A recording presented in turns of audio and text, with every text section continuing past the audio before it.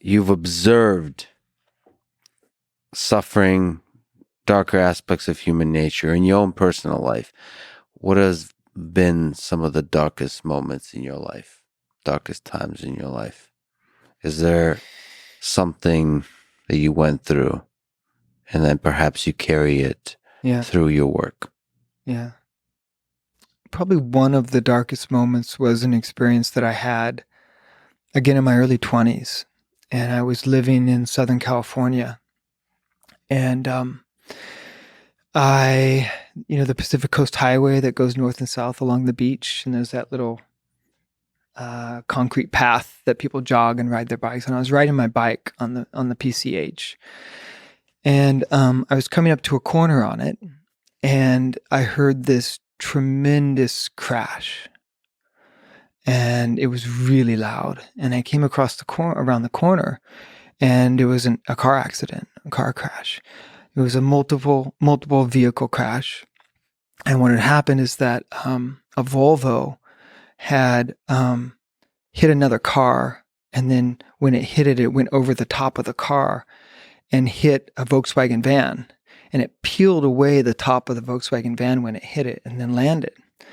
So 3 vehicles, and it just happened. Mm-hmm. And lying in the middle of the road was a body, decapitated. And there was another person from one of the cars lying in the middle of the road, still alive. And then on the hood of the Volvo was this woman who had come through the windshield, just a mess, blood everywhere, moaning back and forth.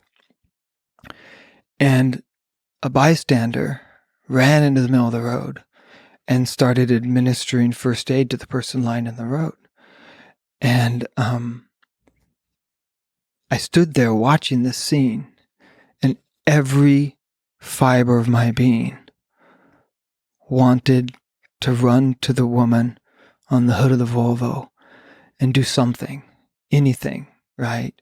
Just to be there. And it was obvious to me that she was going to die. But I felt like at least if I ran there, I could offer some comfort for her last moment. And right then, the sirens started to blare, and I knew that there'd be paramedics there within minutes, that people would come to help. And I froze. And I was scared. And I didn't do anything.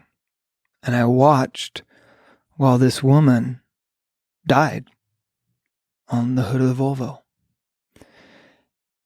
And that experience is sort of seared into my consciousness.